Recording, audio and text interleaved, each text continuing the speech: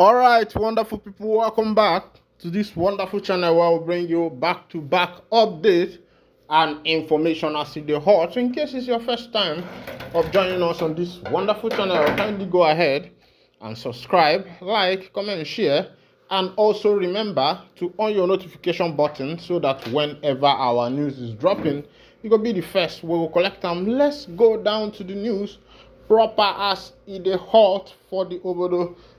Plenty of game matters there for our table now. They're going to bring out to you one by one. First of all, let me go down to Okigwe Strait for some matters where we say they trabaye for that Okigwe. Before I continue, I want to ask what is going on in Okigwe? Ogini Nemenu.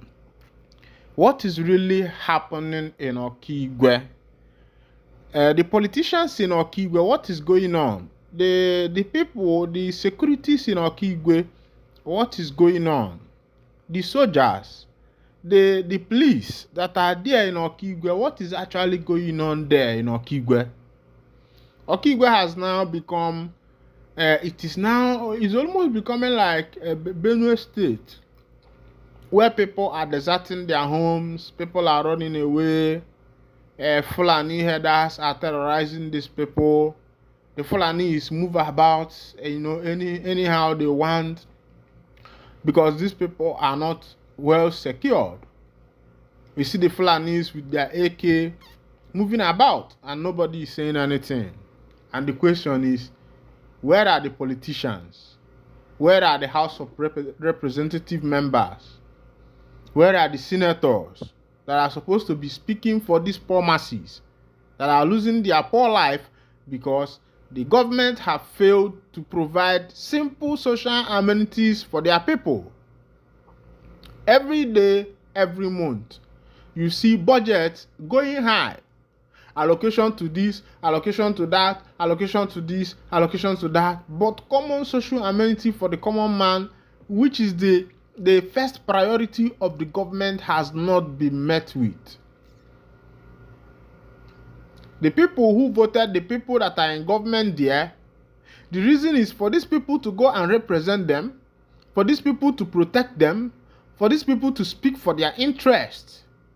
Because everybody cannot be there at the government office. Everybody cannot be a senator. There's only one senator for one district. There's only one governor for one state. There's only one house member representing a particular constituency. Everybody cannot be there. And the question I want to ask these people that have been sent to represent their people, and you people are there living in big houses, riding big cars, building companies, your children are abroad, it doesn't concern them. If anything happens in that your constituency, you have the power to fly all your children abroad. Your children don't even know their village. They don't even know that the village exists. When they come there, they are like gods. The people worship them. Is this what your people sent you to go and do? That is the question I am asking both the senators, both the House of Representative members, both the governors, both the upper house members and the lower house members. The executive arm, the legislative arm, and the judicial arm.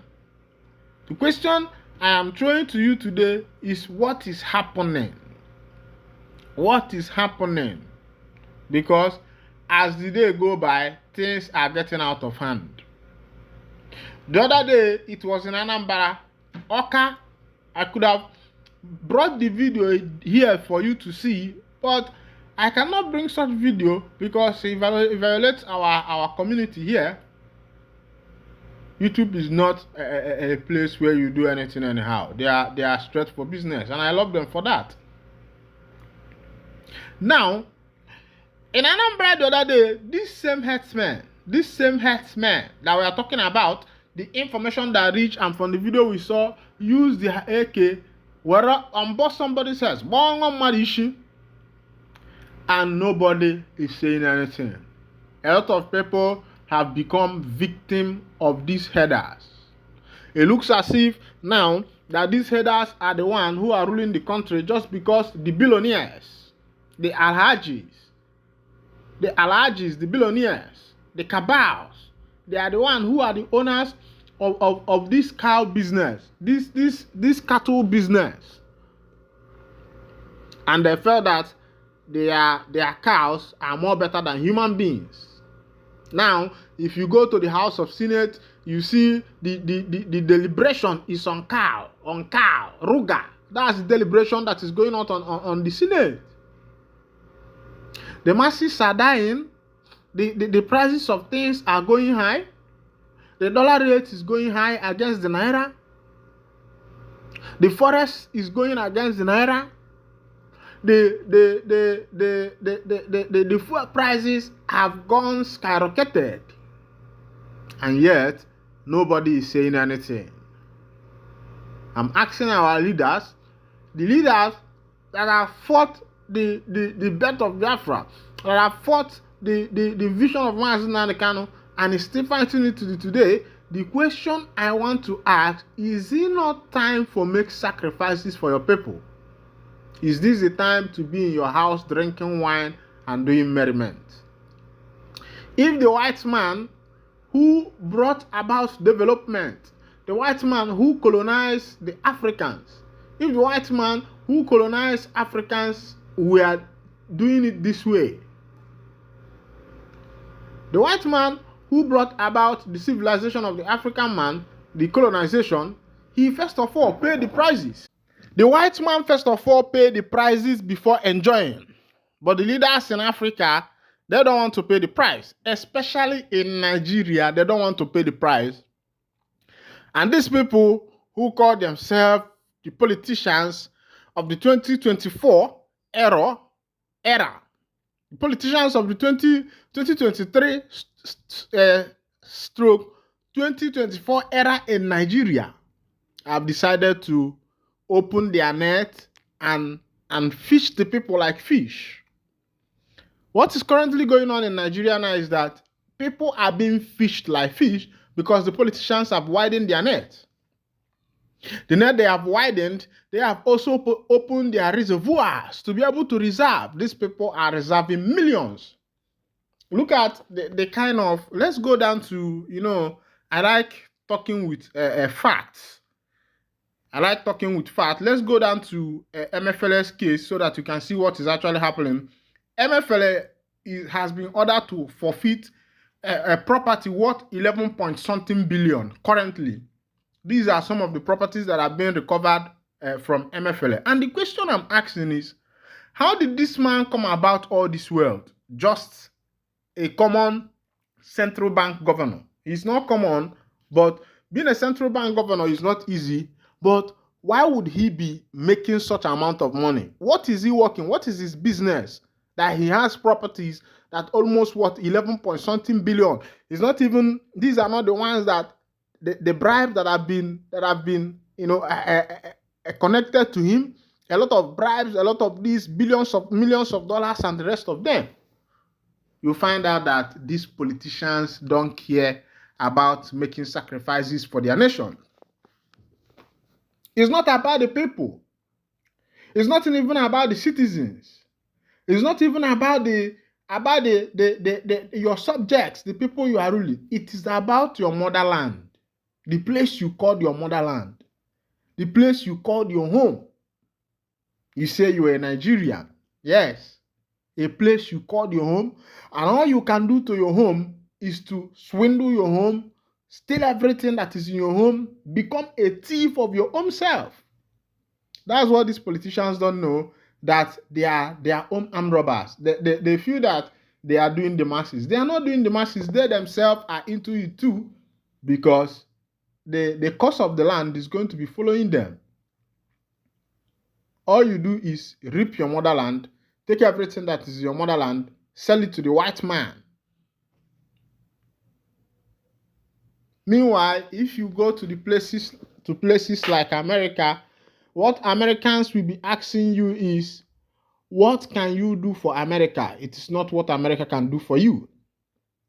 But the politicians in Nigeria are taking what Nigeria can produce for them and not what they can produce for Nigeria. Recently, there is a proposal to get a loan again, millions of loan, to be able to salvage the situation in the country. You can see the kind of politicians we have. They don't have strategic mind. Their mind is not strategic. Their mind is not logical.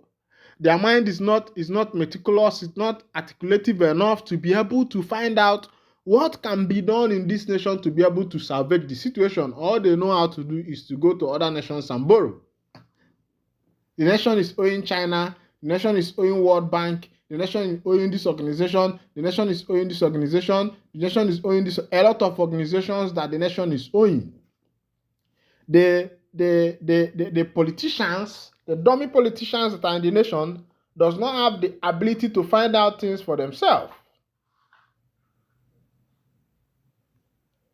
There is no ability to find out things. There is no ability at all. Meanwhile, all they know how to do is to pack the money, pack the money, pack the money. A lot of things have been happening in Okigwe recently, and we are trying to yoke push as usual to be able to find out who is doing who and what is doing what. Meanwhile, this is where I'll wind down the curtain for this section of our broadcast. Remember that if this is your first time of joining us on this wonderful channel, kindly go ahead and subscribe and like. As it be, FPRO don't send warnings to motorists. They say it's a punishable offense. FPRO warns motorists abducting policemen enforcing traffic rules. The Nigerian Police Force Public Relations Officer ACP Olumuyiwa Adejobi has warned drivers who abduct policemen and other law enforcement agencies in the process of carrying out their duties to desist from such acts. Adejobi stated that under no circumstances should such be done. He added that drivers who would rather fight or drive off law enforcement agencies who contravene their vehicles are in great violation and risk severe sanctions. The PPRO advised that whatever the case may be, drivers are obliged to obey the officers, whether they want to take them to their situation or to take over their vehicles. He stated this on Friday in a 4-minute and 27-second video shared on the X account. He said, "Now, we want to speak on this recent development we have been experiencing where our police officers and other law enforcement agents who contravene vehicles, they sit in the vehicles for the purpose of taking it to their offices. But we notice that these drivers always abduct them. They zoom off with them. They take to these officers away. It is wrong. It is very, very wrong. Let us avoid certain things because we need to manage a situation like this. Once you have been contravened, please comply with them, not only to the police, but also to other law enforcement agencies." It has become a trend now that if police people stop you and want to checkmate you and search you, you see some of these people abducting these policemen. I have seen the video a couple of times. Some of these videos usually trend online because you find out that when these people want to checkmate, other motorists, you find them running away with these policemen. But on the other hand, the NIG police on their side have created a lot of enmity and also a lot of suspense and suspect for themselves, because sometimes the people complain that if they what is it called? If they give these police people or these law enforcement agencies their information, these people also end up, still extorting them, either asking them one thing or the other that does not exist. And for me, I would say for that, it is a man who does not know his right.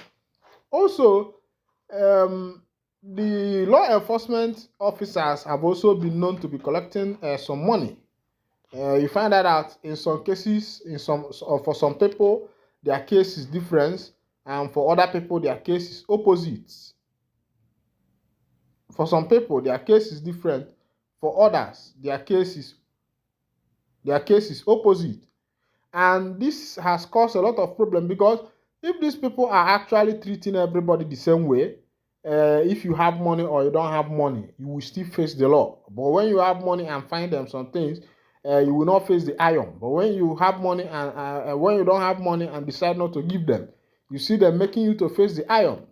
Not like what is happening nowadays with some buses, all these shuttle bus. If they encounter police people, if you don't give them 100 naira, they will tell you to park, and that will bring a delay.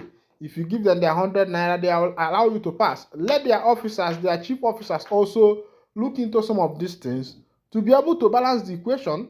Meanwhile, let me wind up the curtain here. Thank you for listening. Thank you for giving me your wonderful listening ear. Without you, me no go still dey pano sef. Maba enyimba na ba o ye enyimba na ba o. Those days they say if you bend down you go see aba. If you stand up you actually see osisioma.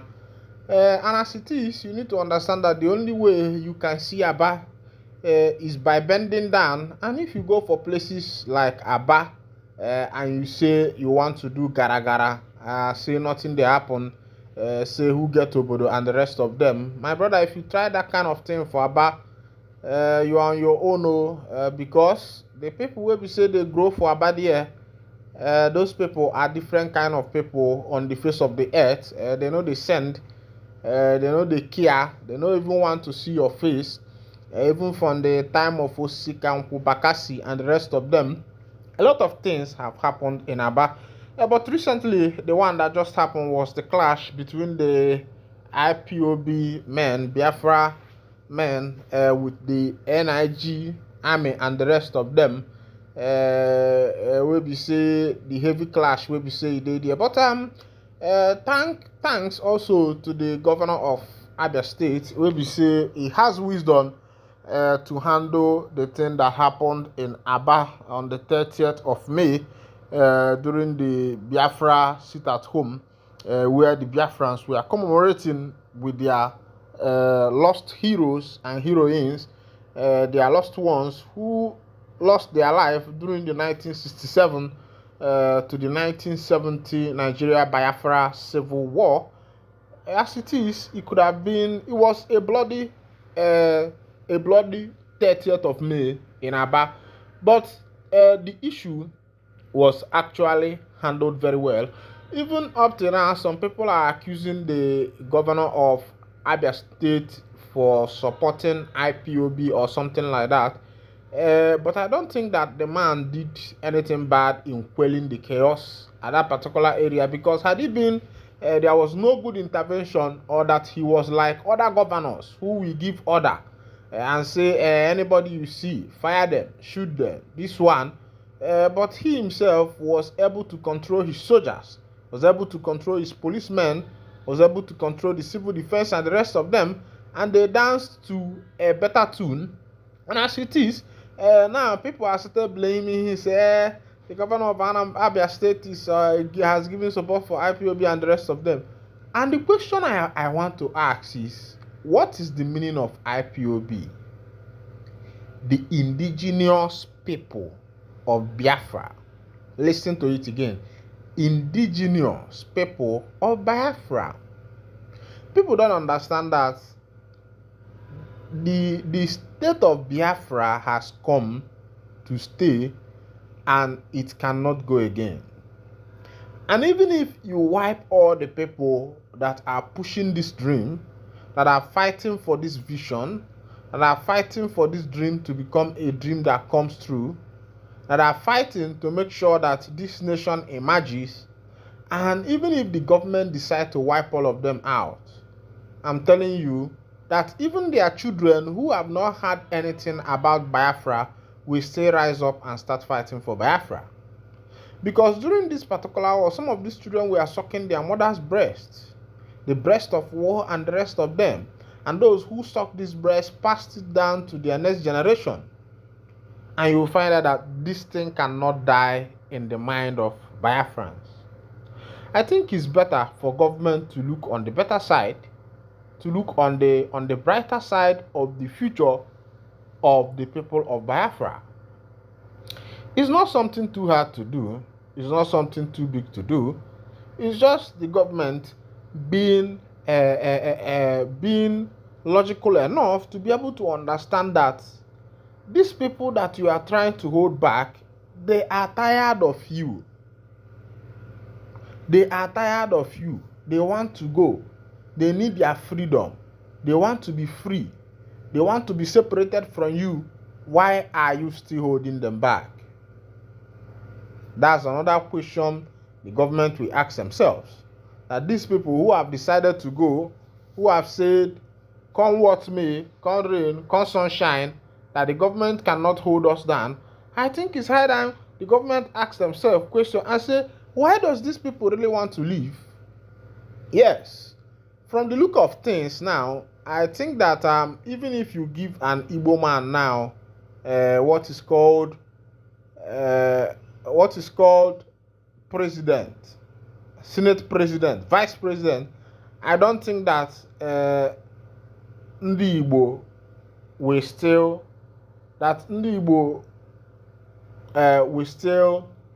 want to remain in this particular nation.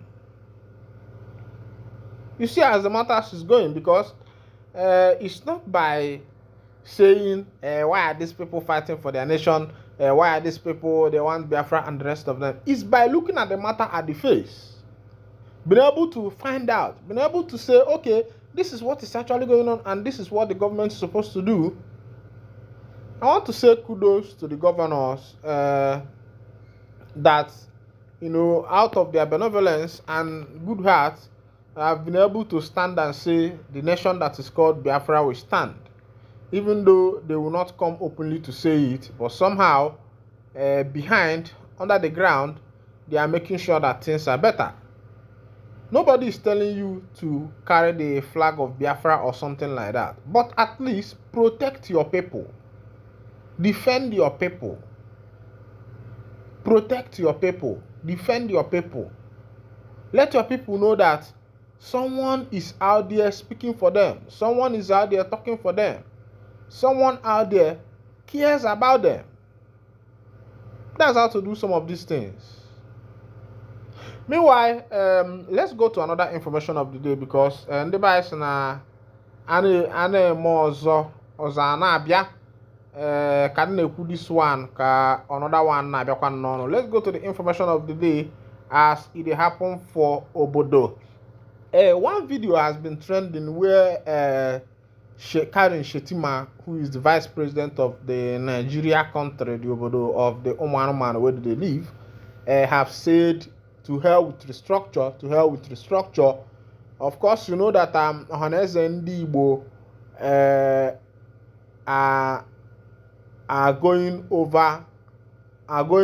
for restructuring, while Mazen Nandekano Ekpa and all Biafrans are also going for the nation called Biafra. But the Ohaneze Ndi Igbo are not looking through the spectacles of Mazen Nandekano or through the spectacles of Simon Ekpa to be able to understand why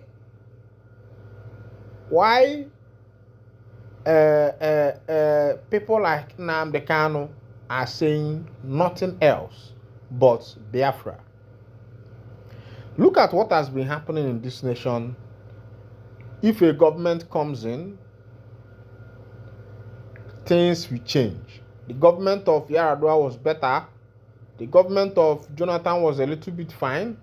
That of Buhari was iyom. Now, the people are in another government called the government of Tinubu, which the people soon will be drinking garri for breakfast. Because with the rate of increase in the prices of things, with the rate of inflation, I pray that Venezuela will not become better than the nation called Nigeria. Because the leaders have refused to listen. What they do is to borrow money and satisfy their craving. If they want to buy cars of 50 million, look at what is happening now. MFL a lot of properties have been seized from him. They say that court orders forfeiture of property worth 11.14 billion naira lent to MFLA. And you are asking me, the question is, how much is this people's salary? What other business are they doing? How did they manage to come up with that business? And how are they having 11 point something billion? These are not even, this one is just a different one. This is just a property.